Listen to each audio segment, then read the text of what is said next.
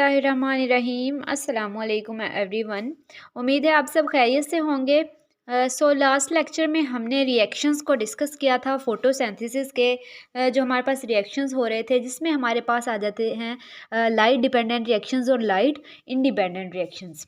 ठीक है, यानी कि कुछ ऐसे रिएक्शंस जिनमें लाइट जो है वो डायरेक्टली यूज़ होती है, और कुछ ऐसे रिएक्शंस हैं जो लाइट इंडिपेंडेंट हैं, यानी कि डार्क रिएक्शंस हैं जिनमें लाइट जो है वो डायरेक्टली यूज़ नहीं होती है। ठीक है, उनको क्या कहा जाता है? डार्क रिएक्शंस कहा जाता है। आज हमने जो है वो डिस्कस करना है अबाउट फोटो सिस्टम्स। ठीक है, फोटो सिस्टम की बात करें तो इसके प्रोसेस को हम देखते हैं कि क्या होता है फोटो सिस्टम।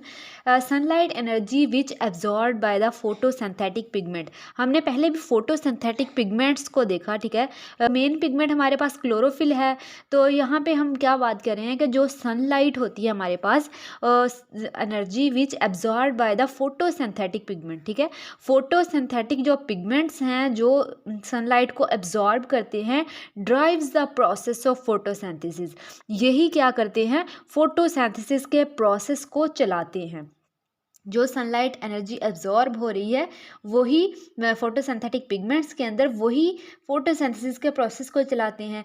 ठीक है, photosynthetic pigments are organised into clusters. अब ये जो लाइट को एब्जॉर्ब करते हैं फोटोसिंथेटिक पिगमेंट्स, ठीक है, ये क्या करते हैं? क्लस्टर की फॉर्म में अरेंज हो जाते हैं।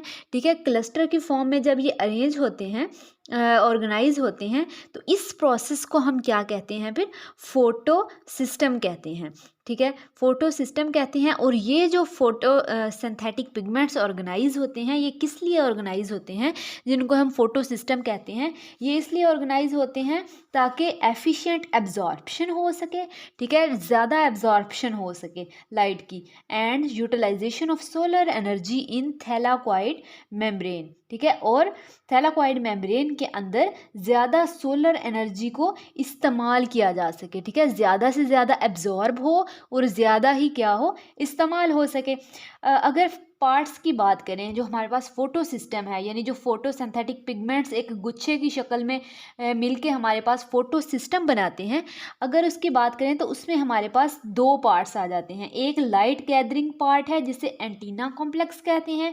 ठीक है, लाइट गैदरिंग एंटीना कॉम्प्लेक्स, ये क्या करता है? लाइट को वहाँ पे गैदर करता है और जमा करता है। ठीक है, और दूसरा हमारे पास होता है रिएक्शन सेंटर।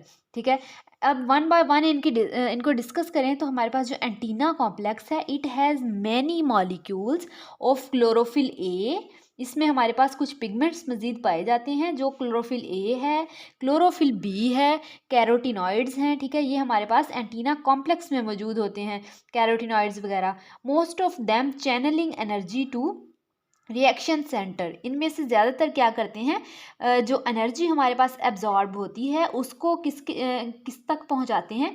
रिएक्शन सेंटर तक पहुंचाते हैं। तो एंटीना कॉम्प्लेक्स में कुछ मॉलिक्यूल्स पाए जाते हैं जो एज अ चैनल जो है वो पहुंचाते हैं एनर्जी को किस तक? रिएक्शन सेंटर तक।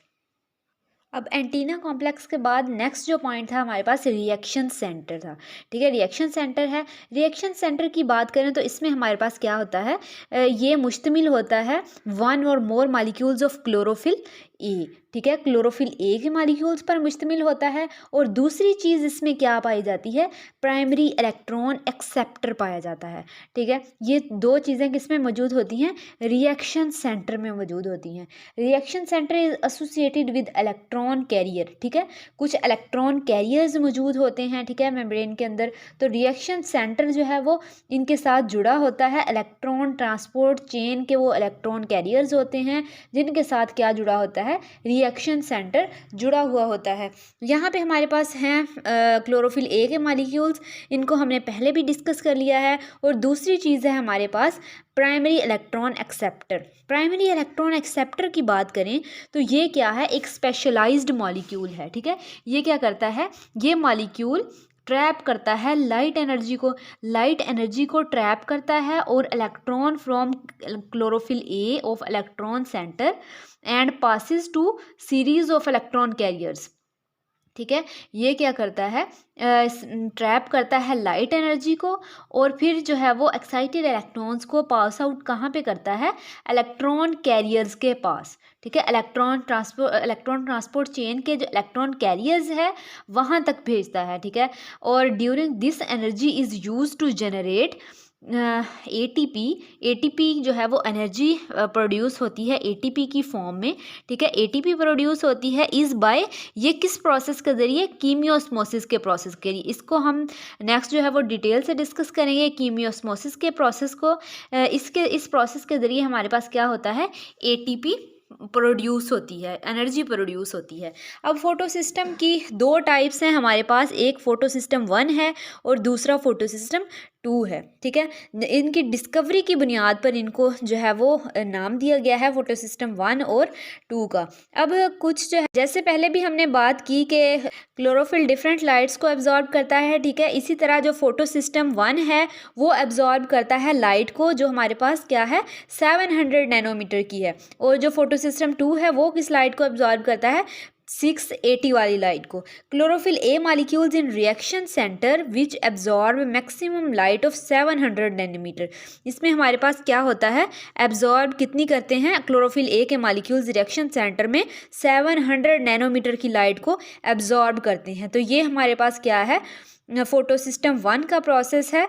और यहाँ पे हमारे पास reaction centre chlorophyll A absorb maximum light of 680 nanometre. यहाँ पे 680 नैनोमीटर की लाइट एब्जॉर्ब हो रही है, और यहाँ पे कौन सी हो रही है, 700 नैनोमीटर की लाइट एब्जॉर्ब हो रही है। तो ये हमारे पास फोटो सिस्टम का प्रोसेस था, जिसमें हमने फोटो सिस्टम को डिस्कस किया और इसके कुछ पार्ट्स हैं और इसकी दो टाइप्स को डिस्कस किया। नेक्स्ट लेक्चर में इंशाल्लाह नेक्स्ट टॉपिक को डिस्कस करेंगे। होप सो आप लोगों को क्लियर हो गया होगा। अल्लाह हाफिज़।